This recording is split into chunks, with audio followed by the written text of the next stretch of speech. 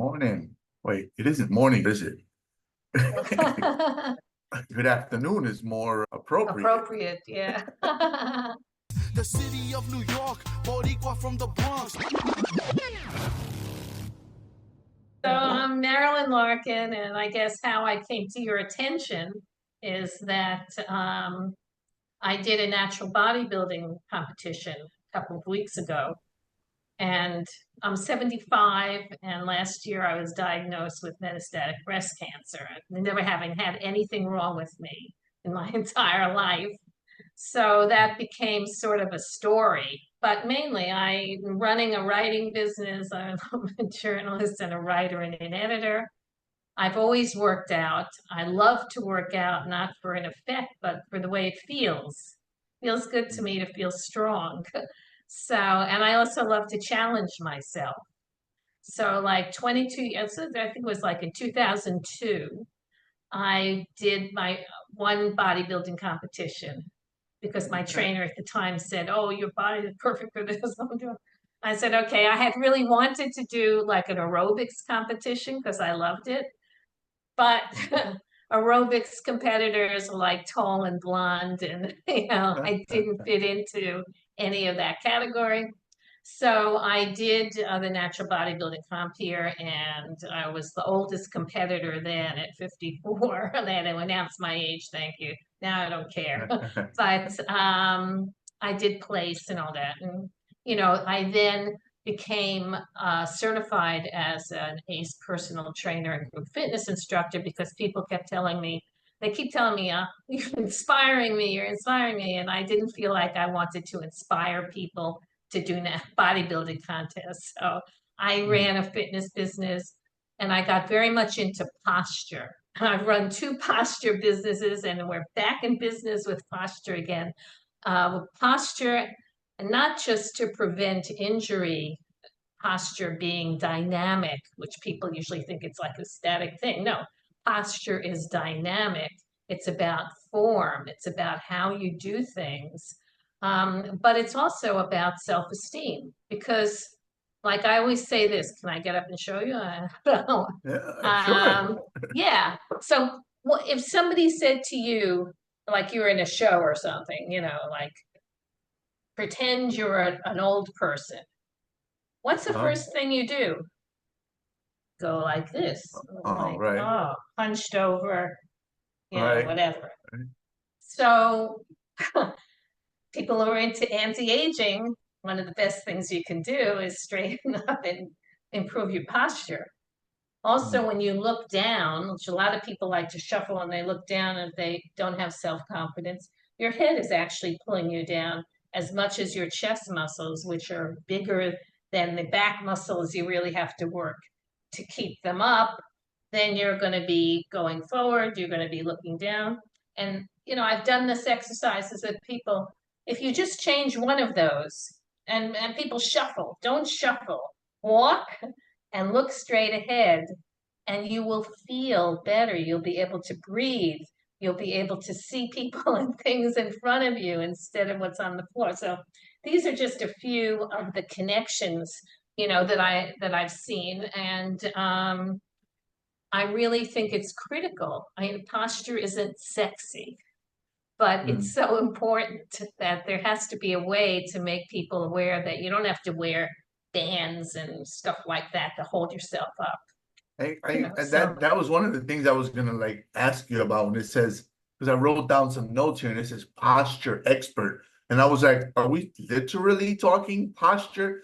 I'm gonna turn sideways, right? So you can see you see what's up with my neck, your right? cervicals. Yes, it's doing things in not the most efficient way. It's doing all those things because I did the same thing. I always, because I always like to challenge myself, I always did different things too. So for a while I was doing partner dancing with tricks when I was thrown over here and I throw up and this and that through legs. And I ended up with a torn meniscus in 2011 and I got meniscus surgery because what happened is you're in class or you're in a session and they're telling you to do these things and you're imitating, like a lot of people like to now oh, I watched it on YouTube, so I know how to do it. But it's wrong. You have to know from the inside. We never had training. If somebody doesn't train you or share with you how to execute a move properly, then you're going to be doing it improperly. And it's always from, I don't mean you personally, I mean everybody. Yeah, of course. But it's always from the inside out, and people want to go from the outside in. They want to go from a YouTube video, or they want to see, oh, look, she's flipping over and back. I can do that. And what I did was I sort of muscled my way through it, and that's how I got injured. I got a frozen shoulder from being spun in salsa, and it took 2 years, 2 years to get my range of motion back. So I totally, understand that, and it's part of what I want to share. If somebody's spinning you don't dance with that person because they tell you, I'm jumping around here, but they tell you, oh, like dance defensively. The guy's going to be spinning you, so you have to be holding. I don't want to dance defensively. Yeah, this I'm isn't a dancing to fight. have fun. I'm not going to dance defensively. Put your guard up. Just stay away from that.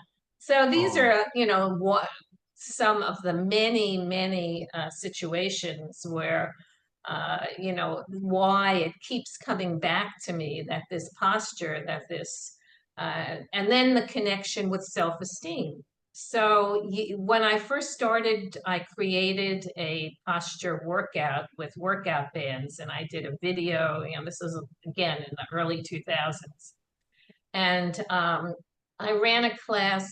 Dress for Success was running a fitness pilot, and my trainer recommended me to do my posture program with these women who generally are underserved and need not just Dress for Success, but other ways of becoming more confident and self-esteem. So we did the class, and in the middle of the sessions, one woman came up to me and told me she got a promotion, and she attributed the promotion to the fact that her posture was improving in the class, and you get a sense of power and over you and what you can do and change, and then that energy comes out to other people. I also think being fit connects to that, because I've been both. I feel like the world, and people don't like to hear this, and they don't like to talk about it, and it shouldn't be that way or whatever, but it is. The world treated me different when I was in better shape than it does now. I mean, I feel like I'm perceived different. People look at you different and treat you with more respect and authority, and again, I'm all about body positivity. I struggle with it myself, but I feel like it comes across, and the world perceived me differently. You give off a different, and I always say it's always about energy. People, you're going out with someone, oh, is the guy cute? I not care about cute. I care about the person's energy. If they have a strong energy and this is communicated, it's a good energy. That does a lot. I mean, it's so ridiculous that at 75, I walk down the street and I have guys yelling at me about my arms, about how great my hair, or people compliment your hair. Usually they're complimenting an energy that they feel. That started in my teens. So I'm like used to that. But what does it say? It also says that at any age, at any time, you can get fit, number one, as fit as you can be. Because I've had people when I was training, and even now, that would come up to me and say, how long will it take to look like you? And I say, you'll never look like me. You will look like the best you can be, and that as you can take that as far as you want. And it's a reason to not stop. People say, oh, I'm 50, I'm 60. I can't do this anymore. My knees hurt, my knee. Well, if your knees hurt, it's probably because you have to strengthen the muscles around them. There are things you can do, and I'm like a big permission giver. Do it. I've been having knee pain, right?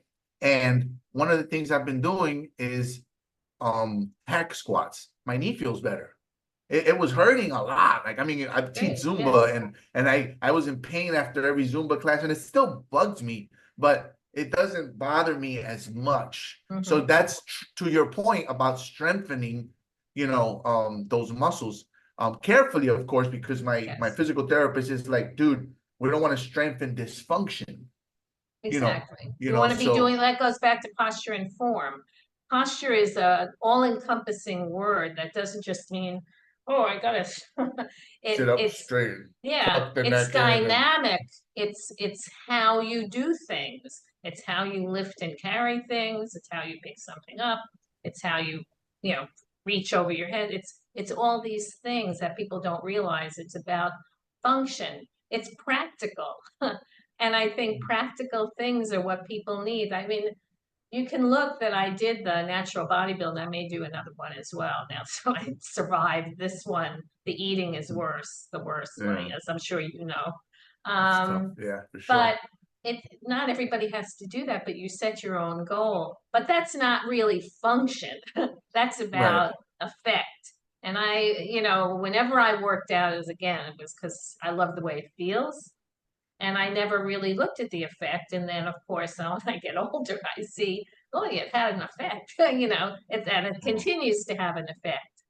And in terms of the cancer, I am totally convinced that oh, I've been stable by having refused chemo and everything else that they told me they want me to have, because I take one little pill. But I work out. I worked out through the whole thing. I had 2 surgeries. I had radiation. I kept working out. I had to go down to lifting just 5 pounds because after the surgery you can't lift more than it, and got built back up again.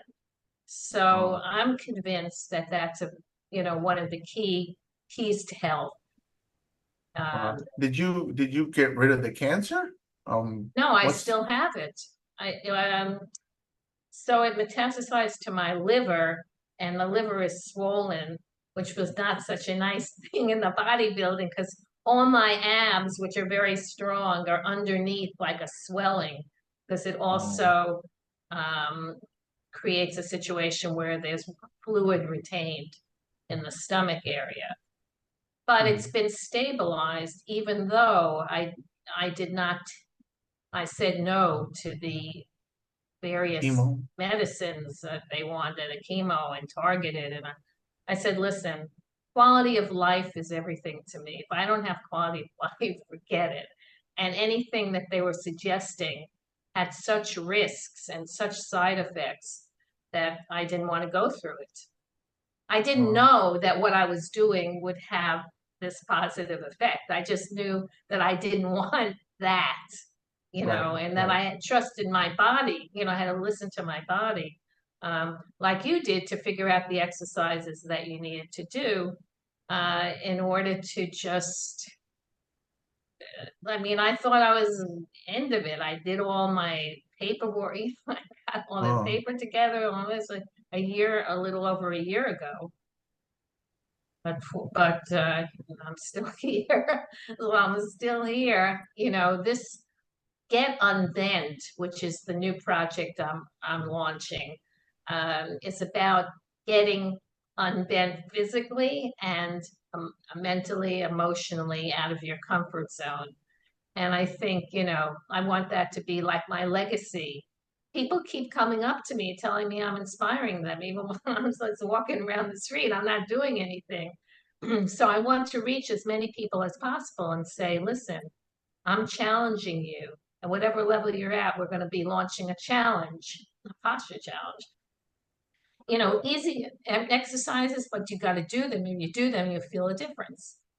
So this is a way of reaching more people with the same message. oh, Get up and oh. what? That's kind of trippy. So you're living with the cancer. I do know of an older lady, like she was like in her 80s or something, and she also refused treatment and she lived through it and she was chilling and she was like, some argue that what hurts you is the chemo and the treatment, that's what actually ends up, Feeling yeah. Well, you know, unfortunately, a friend of mine said her friend got breast cancer and they wanted her to do chemo. And she said, give me everything. I want chemo. And she said, wait a minute, my friend Marilyn, she refused this. The woman went through it and a month later she was gone. wow. I mean, I'm Yeah, not it's saying that happens to everybody. There are people that go through it, survive, and, thrive. But right. you have to know yourself. I mean, I have never wanted, things from the outside going into my Right. body. So, Right. It's definitely it's a tricky thing. Like I've had some like anxiety, but not like, I'm a little anxious. I'm talking about full-blown panic attack 24/7 where I couldn't sleep. I still have it, but to a lower degree due to taking medication. And I didn't want to, but I had to kind of accept it. yeah. Even like blood pressure medication, Mhm. since I was a little boy, I had high blood pressure. And they always Okay. told me, like this is gonna harm you if you don't, and I kept always trying to do it naturally and through diet, and I was ripped and I was shredded, and my blood pressure was still jacked. Yeah. And they're like, listen, you're at such a bad point where you're gonna have a stroke if you don't take these meds. I mean, Right. because I ended up in the ER a few nights, and just at home sleeping, and I could hear tutum, tutum, tutum, tutum, and they're like, it's gonna, and I had to kind of accept that, but I reluctantly, No, well, I'm the especially same thing. I take this one little Mhm. tiny hormone therapy pill because after I had refused the other stuff and after this, I had a day where I felt like really bad. And I was like, oh, I just like collapsed maybe mentally and physically.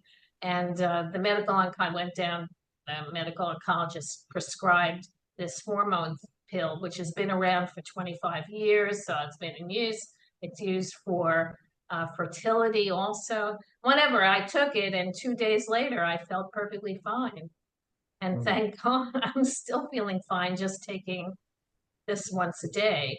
Yeah, I get monitored so the MRI can show that the metastasis is still there, but it's not spreading. Mhm. That's the thing. They don't want it to get worse. And you have blood work that shows various things too. My blood is, just pretty good. So just staying with this for the time being, but I'm still taking medication on. You can't, I mean, there are people that believe everything has to be all natural. Somebody told me yesterday that she knows of someone who intravenously gives baking soda into tumors and it cleared them. And, I don't know if is that possible, but I don't want anything coming into my body, even if it's baking soda like that. So meanwhile, everything is good the way it is. And if something changes, I always said I go step by step. Right. Then you make another decision. I think you made the right decision. I mean, you can't always not, you can't be a purist Yeah. and be alive and functioning in the world, as opposed to sitting, in a closed space and not doing anything. So stuff happens. I lost a friend like that. She refused. Same thing. High blood pressure. She was fit, just like I was fit. She was jacked, just like I was jacked. And she said, "No, I'm not gonna take medication. I can get this under control naturally." And she had a stroke, and she was in a coma for a few weeks, and she passed. She just refused, and I it sucks because she was young. She was like a young fit person that really cared about and just believed that they could get it under control. And there comes a point where you got to say, hey, if I'm ripped and I'm jacked and I'm walking around eating chicken breasts and knees and my blood pressure is still high, Yeah. something's got to give. Yeah. Because genetics do play a role in stuff also. and you can't really fight that fully sometimes. You know, whatever we have that we're born with that gives you a vulnerability or a propensity to something, it's not something you did. It's just something that's inside that, Right. came with Yeah. You just have to, birth. you have to do, you have to do what you have to do. The same thing with these damn antidepressant and anti-anxiety pills.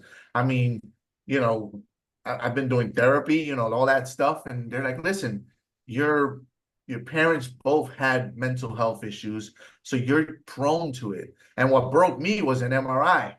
I went in the MRI, and it just I've been doing them all my life, no issues. I just did them one day when I was particularly vulnerable for my neck. And since that day, I cannot lay down without freaking out. Like my body just shifts into panic. So I have to take medication to sleep. And I can't take naps. Because you had an MRI, because you went through the MRI machine. The MRI created this like trauma response. Yeah. I got it. And simply the act of laying down sets it off.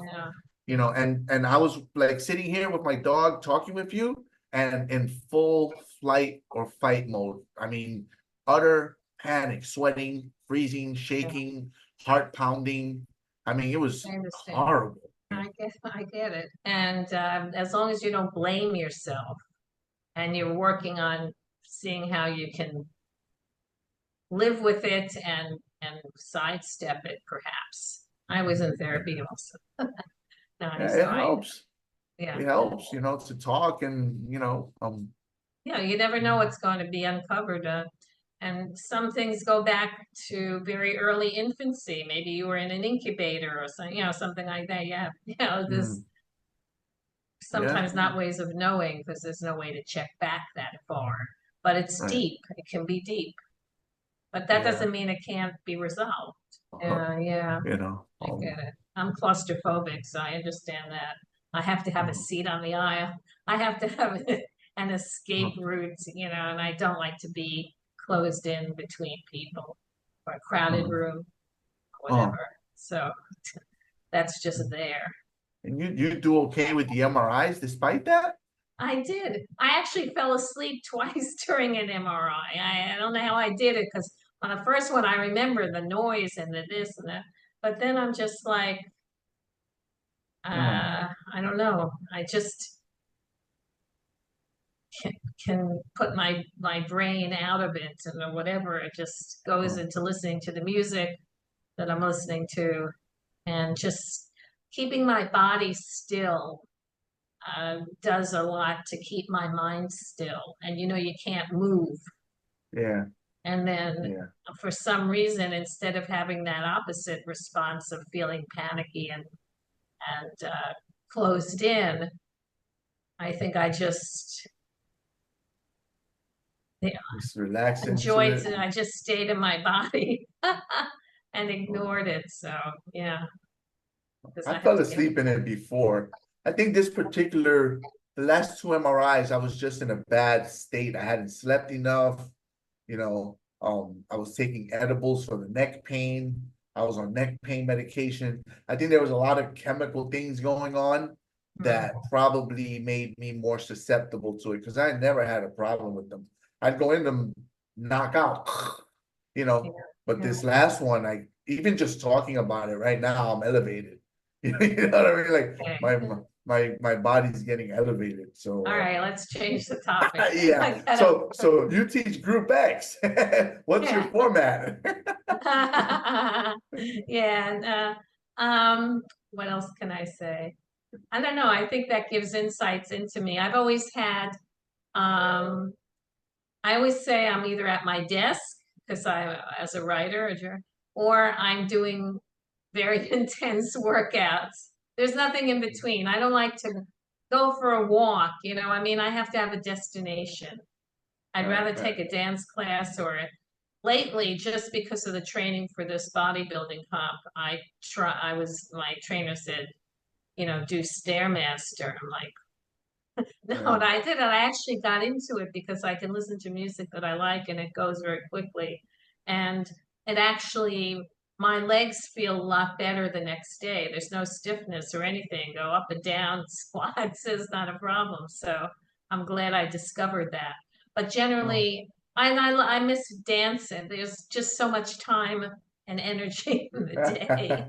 Right, right. Because Well, after I did the partner dance, I said no more partner dancing, and I went into hip hop and street jazz. And Broadway Dance Center had showcases, so I would do those. Um, the pandemic killed everything. I don't want to right. discuss the pandemic, but I blame Yeah. that for everything Yeah, that I I agree. have, and just That's where breaking all this routines. started. Everything Exactly. started there. It breaks your routine. It just uh, very noxious and toxic, the whole experience, mentally, emotionally, physically. So I'm just glad we came out the other side, but it still has reverberations, you know.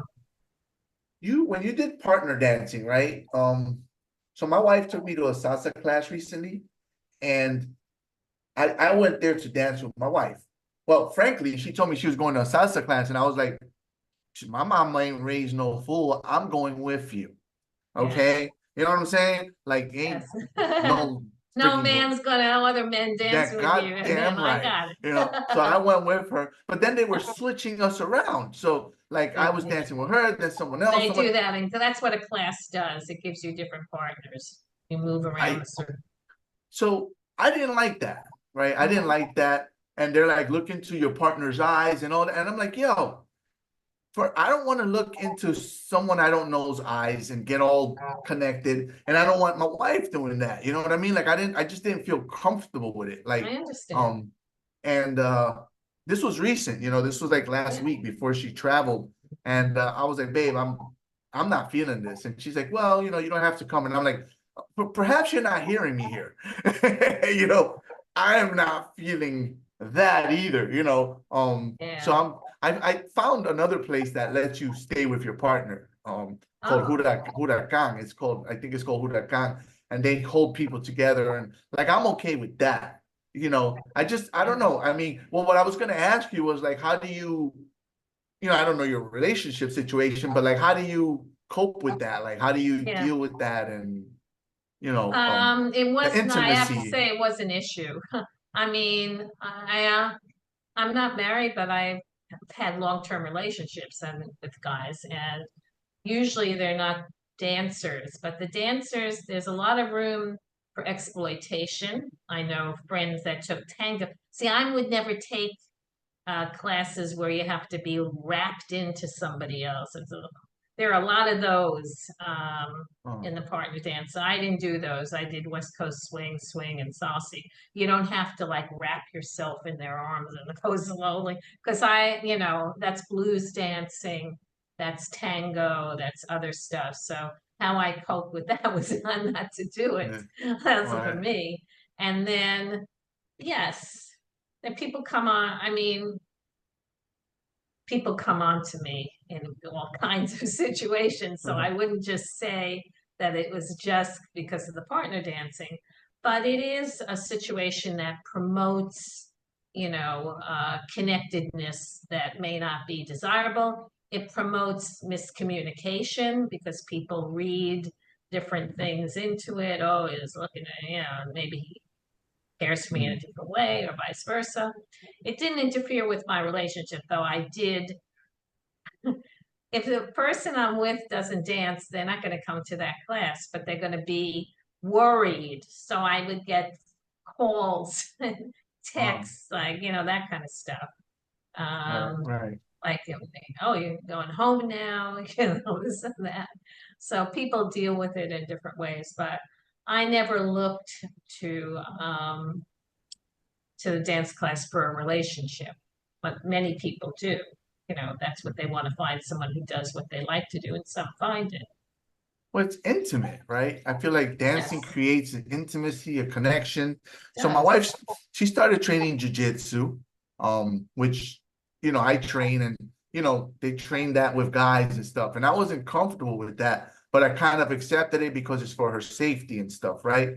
And then she's talking about the salsa, and I'm like, now you're doing two things that put you in close proximity with another Let me man. just tell you something as a woman who has been the object of this and may actually in my current relationship still be the the guy I'm seeing now. Some guy sat next. We actually do duets and play I picked up the guitar during the pandemic, and now I'm playing in clubs. And he and I play with clubs. And a guy sat next to me and starts talking to me, and my friends on the other side. I don't like his body language.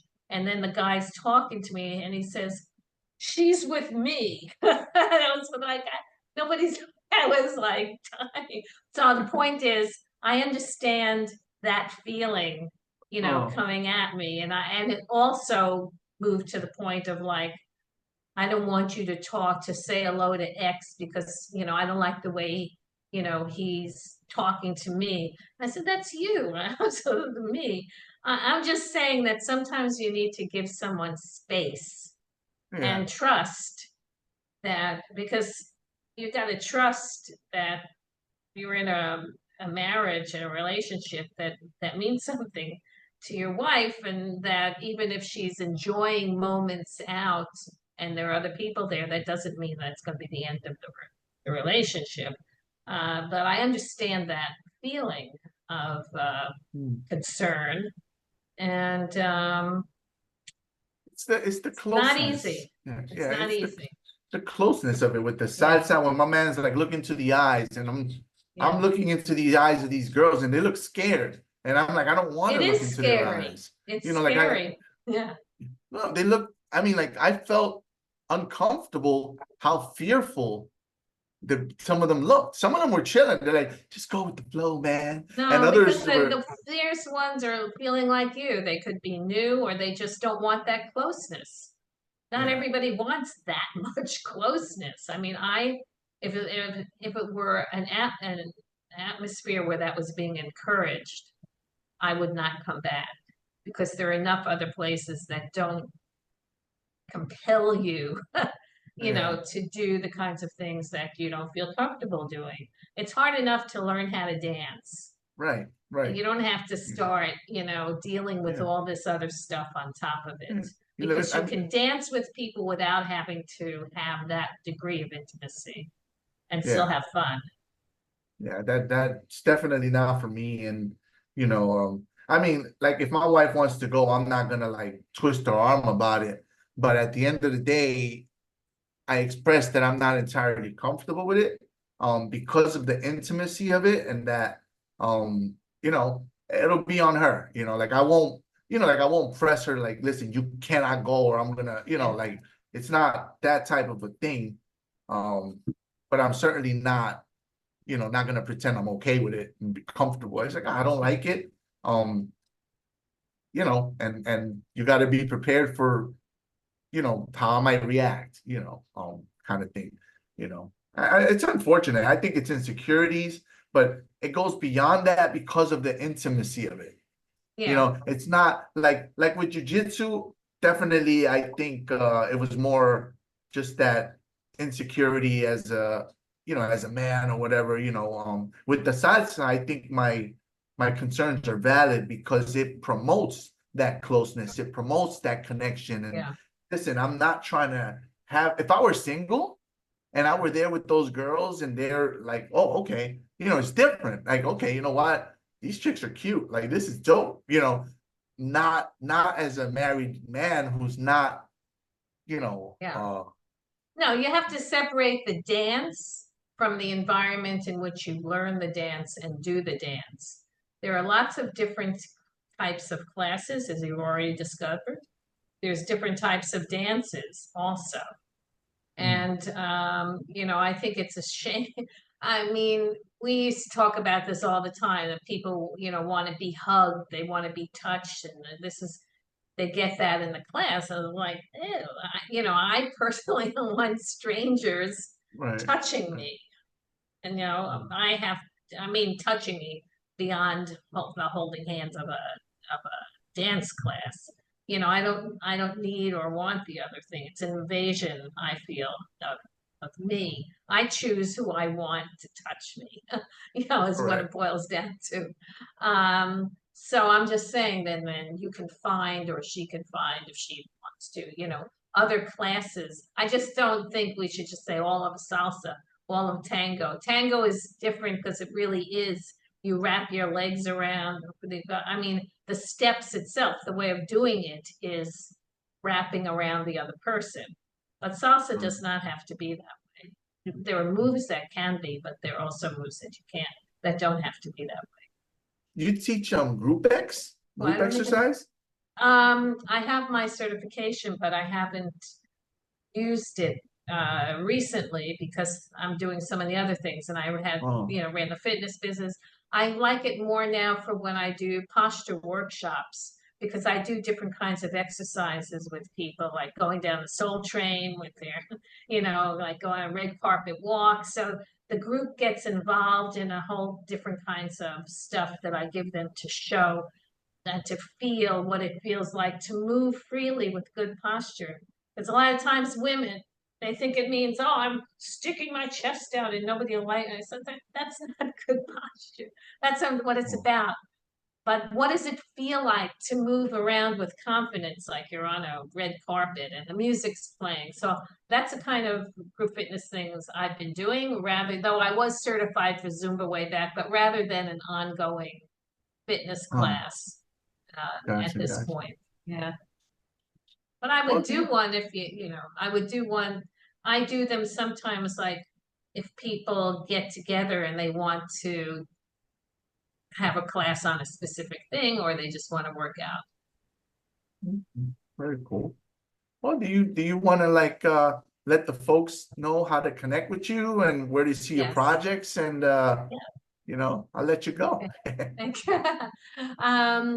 I getunbent.com is launching, if it hasn't launched already, today with different I don't even know if my email is there. So meanwhile, I would suggest Facebook or Instagram on my name until everything is set there, which will, I also have pages called Motivation by Marilynn. Motivation by Marilynn on Facebook, that's probably best. And on Instagram, Motivation by Marilynn. And if they want to connect to me directly, they have to remember how to spell my name.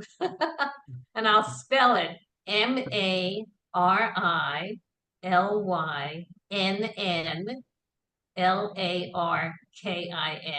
So I have personal pages under that as well, and I'll be building a Twitter. Not Twitter. X. I have Twitter. When the video. TikTok. Yes, thank you. The video platform. But Get Unbent should be in place in the next, I don't know when this is airing, but this will be in the next, in this week. And that's where they can look, getunbent.com. Awesome. Okay, thank you. Yeah, it's been a pleasure talking to you. Same here. All right. Great day, and maybe we'll talk again. Yeah, we'll be in touch. Take care. Okay, great. Best of Thanks, luck. Angel. Okay. All right. Bye-bye. Well, bye. You are listening to the NYC Talking podcast. www.nyctalking.com. Please like NYC Talking on Facebook.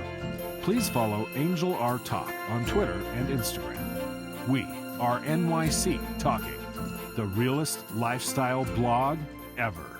Thanks for listening.